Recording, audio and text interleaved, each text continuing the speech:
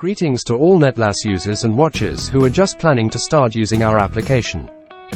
Today our team carried out a global update of NetLAS, which added a new tool that makes it easier for pen testers and bug bounters to build an attack surface. In this video, I want to show an example of using the new tool and demonstrate its main features. So, let's begin. The first step is to add the root node to our not yet existing graph. Let's see what nodes can be added at all. You can see many options here, but for now, we are only interested in the domain. Let's add it.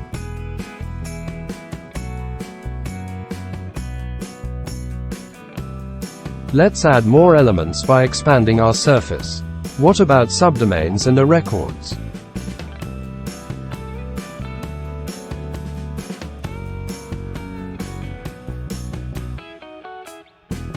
You can see that the netlas.io domain has 4 subdomains and 1 IP address as an A record. Not bad, but more objects and more connections are possible. Let's check if the A records of the subdomains match the first one. Check the pay subdomain first. And immediately a valuable find, a newer record.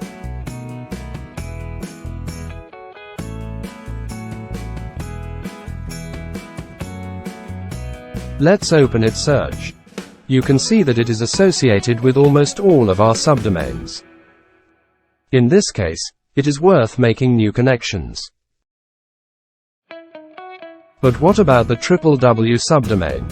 As we can see, its A record matches that of the root domain. Okay. I think we need to stop adding new objects for a while and try to analyze the existing ones. Of great interest is the first of the IP addresses.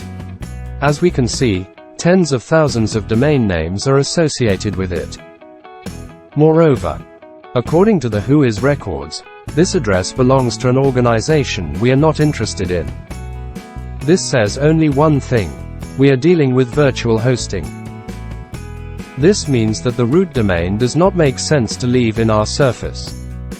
Let's exclude it with www subdomain and A record. Excluding allows you to keep objects in the graph, but at the same time deprive them of functionality. As we can see, now it is impossible to make searches from them. Moreover, in the future, when we download Surface to desktop, they will not be there inside. Next, it makes sense to study the A record of the remaining subdomains. Through it, we can refine the location data by getting the name of the autonomous system,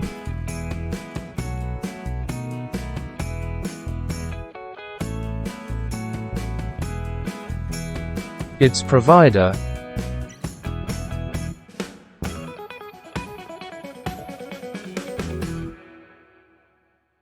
and its number.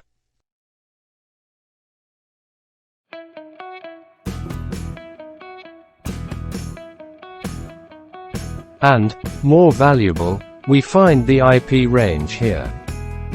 While downloading the graph, it will also go to the surface.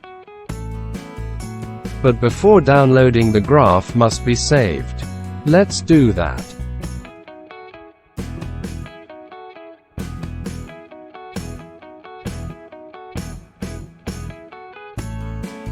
Here, too, there is a moment that deserves attention.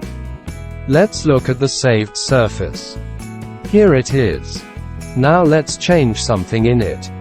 For example, this. And save again. We now have 2 versions of the graph that we can switch between. Comfortable. Now let's download our surface in text file format. This will allow us to later scan with Nmap, since the files that the tool returns are already in a form suitable for the utility to work with. So let's open the downloaded file.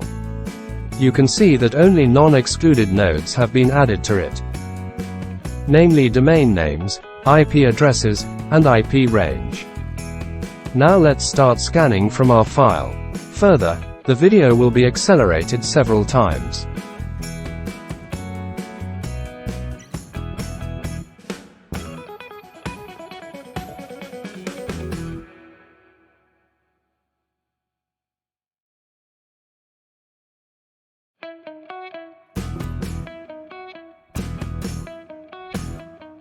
As we can see, Nmap has started its scan. I'll stop it because exploring an entire subnet would take a very long time. But even so, it's obvious that the utility works fine with the NetLAS built attack surface. This concludes my brief overview of the new tool that NetLAS now has. Users already can test the new features of the search engine themselves. Good luck to you.